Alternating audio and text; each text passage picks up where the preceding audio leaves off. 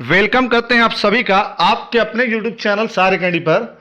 आज हम करेंगे 500 MCQ सीरीज जो जुलाई 2025 का जो सीटेट होने वाला है उसके लिए उसका 14वां क्लास यानी कि 14th क्लास, और हर क्लास में हम कर रहे हैं 10 क्वेश्चन को, और अगर आपका डिमांड रहा तो एक क्लास में हम 30 क्वेश्चन का भी एक क्लास इसमें जोड़ेंगे, क्योंकि 10 क्वेश्चन का क्लास करने में हो सकता है कि थोड़ा सा ज़्यादा क्लास हो जाए। इसलिए ये 10 क्वेश्चन का क्लास इसलिए है ताकि आप कहीं भी, चाहे आप गृहिणी हो, घर में काम करने वाली हो, या पार्ट टाइम जॉब करने वाले लोग हों, या किसी प्राइवेट सेक्टर में काम करने वाले लोग हों और उन्होंने बीएड और डीएलएड कर रखा है, तो वो भी सीटेट का एग्ज़ाम क्रैक कर सकें और उसके बाद फिर बीपीएससी या फिर जेटेट या फिर किसी भी तरह का मेन एग्ज़ाम या सुपर टेट एग्ज़ाम दे करके टीचर बनने का सपना साकार कर सकें।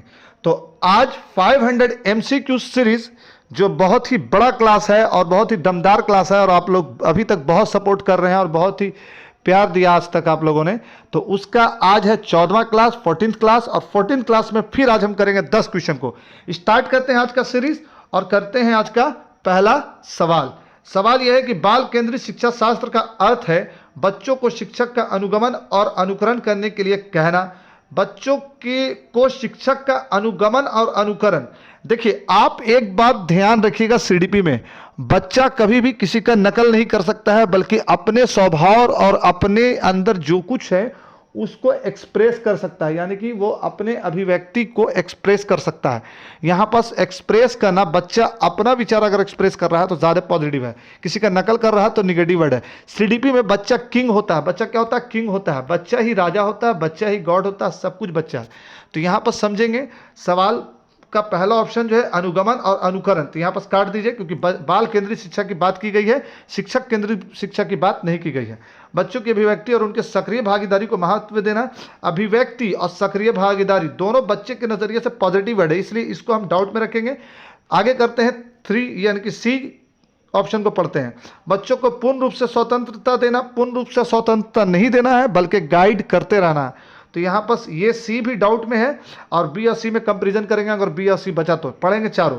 बच्चों को नैतिक शिक्षा देना। नैतिक शिक्षा नहीं देना है, क्योंकि यहाँ पर बाल केंद्रित शिक्षा की बात हो रही है। यहाँ पर अगर बी और सी का कंपैरिजन करें तो सबसे ज़्यादा मजबूत है बी, तो इसलिए यहाँ पर ऑप्शन क्या हो जाएगा? बी ऑप्शन हो जाएगा, क्योंकि बी में बच्चा ज़्यादा एक्टिव है, सक्रिय भागीदारी निभा रहा है। चलिए पढ़ते हैं नेक्स्ट क्वेश्चन को। नेक्स्ट क्वेश्चन पढ़ते हैं। नेक्स्ट क्वेश्चन क्या है? नेक्स्ट क्वेश्चन है, खाली जगह के विचार से बच्चे सक्रिय ज्ञान निर्माता तथा उन नन्हे वैज्ञानिक हैं जो संसार के बारे में अपने सिद्धांतों की रचना करते हैं। किसने ये बात कहा कि बच्चे सक्रिय निर्माता? किसने ये बात कहा? किस वैज्ञानिक ने यह बात कहा कि बच्चे ज्ञान के सक्रिय निर्माता हैं? बच्चे ज्ञान के सक्रिय निर्माता हैं और अपने सिद्धांत की रचना करते हैं। किसने ये बात कहा कि बच्चे ज्ञान के सक्रिय निर्माता है और अपने सिद्धांत का निर्माण करते हैं? यानी कि बच्चा जो है नॉलेज का निर्माता है। बच्चा अगर उठा रहा है, किसी तरह का कंकड़ पत्थर उठा रहा है, तो वो भी कहीं ना कहीं ज्ञान निर्माण कर रहा है, गिन रहा है, उसको काउंटिंग सीख रहा है, उससे छोटा और बड़ा का फर्क समझ रहा है, छोटा पत्थर बड़ा पत्थर का फर्क समझ रहा है। अगर बच्चा कोई खिलौना ही तोड़ रहा है तो उससे तोड़ फोड़ सीख रहा है, तो कुछ ना कुछ सीखता रहता है, और बच्चा ज्ञान का निर्माता ही है। तो ऐसा बात किसने कहा कि बच्चे ज्ञान के निर्माता हैं और अपना सिद्धांत की रचना खुद करते हैं? पावलोव नहीं, अनुक्रिया अनुबंध सिद्धांत दिया था, युंग होगा नहीं, और स्किनर होगा नहीं। तो यहाँ पर सबसे ज़्यादा सही कौन है?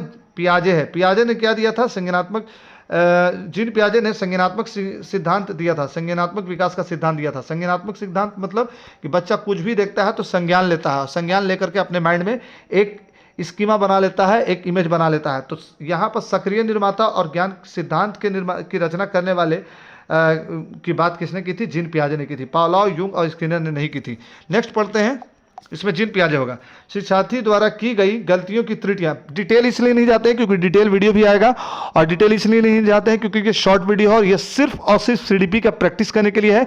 और जितना भी सीडीपी हम बता रहे हैं सब एमसीक्यू है। क्या है? एमसीक्यू है। और एमसीक्यू में भी क्या है? पीवाईक्यू है। क्या है? पीवाईक्यू है, प्रीवियस ईयर क्वेश्चन है। तो पढ़ते हैं आगे सवाल।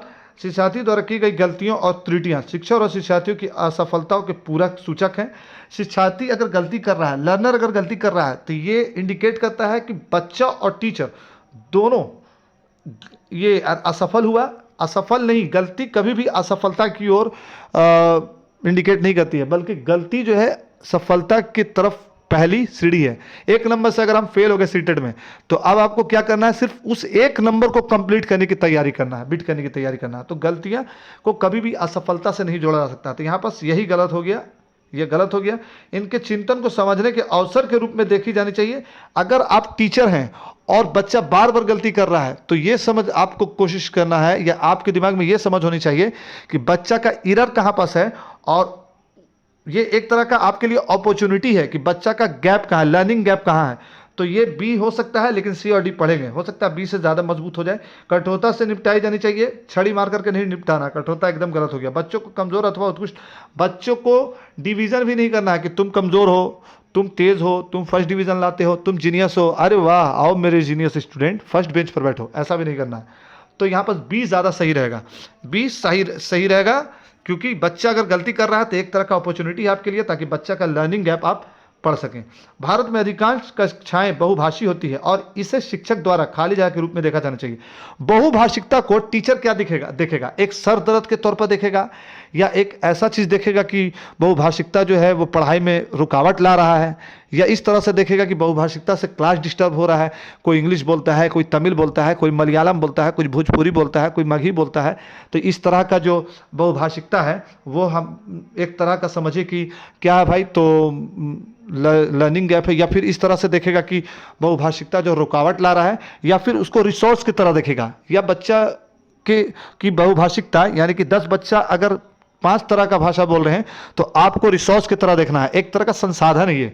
तो इसमें क्या है, समस्या है, समस्या तो बिल्कुल नहीं बहुभाषिकता, बाधा है, बाधा भी बिल्कुल नहीं है, हम अभी शुरू में ही बोल दिए। परेशानी, कोई परेशानी की बात नहीं बहुभाषिकता। संसाधन है, हाँ संसाधन है, सारे बच्चे कम से कम 5 तरह का लैंग्वेज सीख लेंगे। हिंदी वाले बच्चे मगही वाले से हिंदी वाले बच्चे तेलुगु वाले से तेलुगु सीख लेंगे, मलयालम वाले बच्चे हिंदी वाले से हिंदी सीख लेंगे, इस तरह का होगा, 5 तरह का भाषा सीखेंगे। तो यहाँ पर ऑप्शन जो सही होगा वो ऑप्शन सही हो जाएगा, संसाधन। आइए पढ़ते हैं नेक्स्ट क्वेश्चन को। जटिल परिस्थिति को संसाधित करने में शिक्षक बच्चों की सहायता कर सकता है, कोई भी सहायता ना देकर।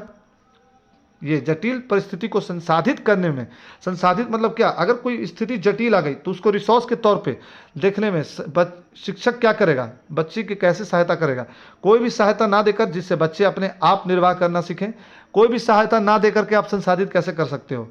ये यहाँ पर अभी तक जो है ये ऑप्शन गलत लग रहा है, लेकिन आगे पढ़ेंगे, ये इसको डाउट में रखते हैं, गलत हो गया है। संसाधन ना देकर नहीं, देकर रहता तो थोड़ा डाउट में रखते हैं।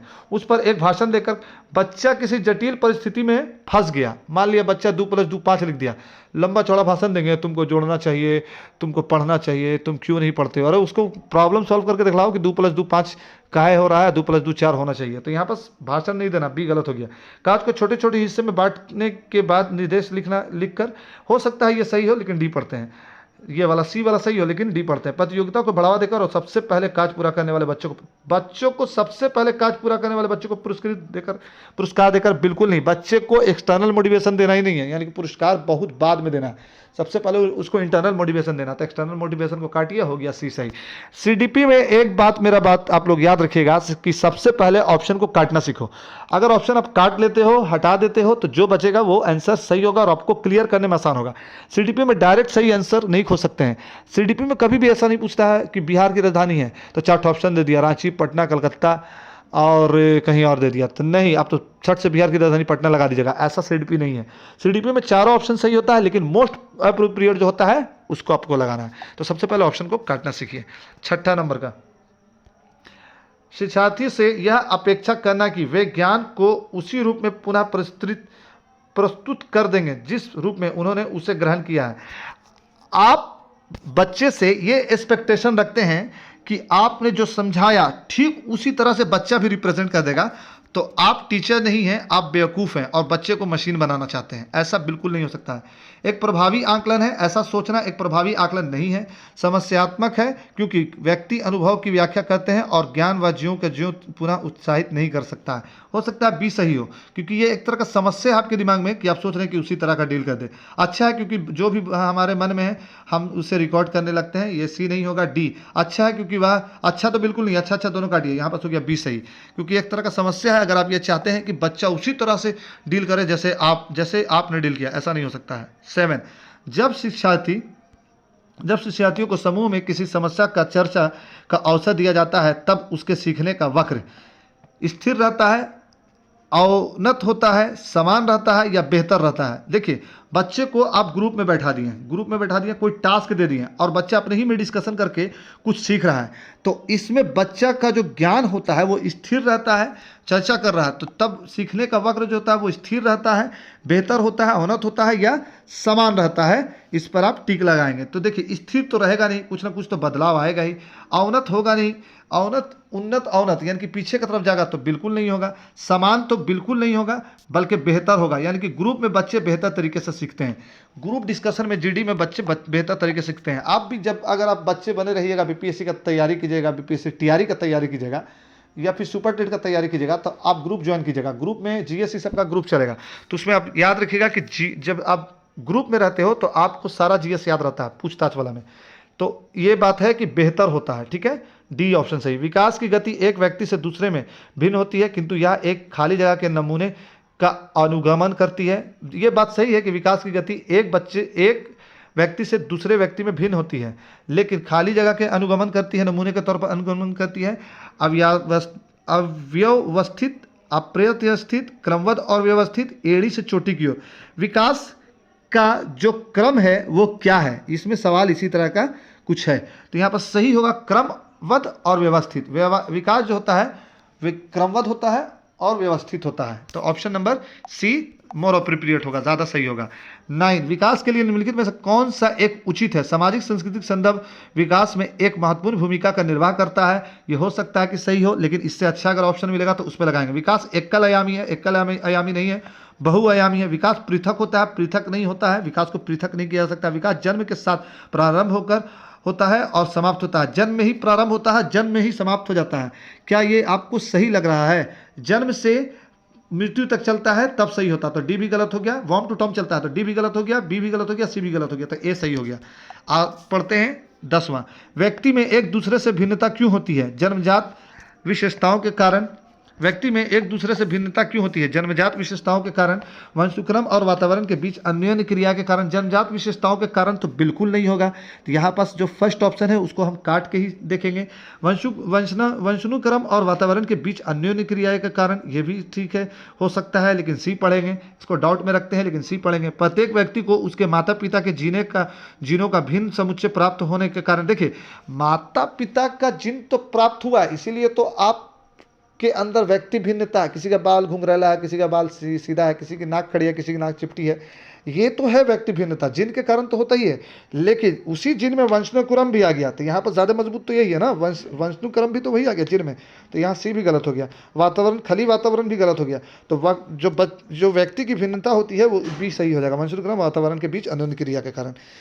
कश्मीर के लोग गोरे होंगे, इधर बिहार के लोग गोरे काले सब होंगे, तो वातावरण भी इफेक्ट डालता है। आज का क्लास 10 क्वेश्चन का हो गया। अगर आपको किसी क्वेश्चन के किसी ऑप्शन में एरर लगा होगा या डाउट होगा तो आप कमेंट कीजिएगा। कमेंट सेक्शन में हम कोशिश करेंगे कि आपको रिप्लाई दे सकें, नहीं तो अगले वीडियो में उस क्वेश्चन को डिटेल ऑप्शन के साथ समझा सकें। तो ये था आज का छोटा सा एक क्लास एमसीक्यू का। सॉरी, कंटिन्यूटी नहीं रहने के लिए कुछ प्रॉब्लम होती है, इसलिए कंटिन्यूटी छूट रही। जैसे ही नोटिफिकेशन आएगा इस 500 एमसीक्यू सीरीज में रनअप आ जाएगा और तेज़ी आ जाएगा और हम कंटिन्यू रहेंगे। जब तक के लिए थैंक यू। फिर मिलेंगे अगले किसी प्रैक्टिस वाले वीडियो में या फिर इन्फॉर्मेटिव वीडियो में। अगर वीडियो पसंद आया हो तो प्लीज़ हमें सपोर्ट कीजिए, शेयर कीजिए, लाइक कीजिए और सब्सक्राइब कीजिए, ताकि हम आपके साथ जुड़े रहें। फिर मिलेंगे किसी और वीडियो में। जब तक के लिए thank you. Thanks for watching. Visit again.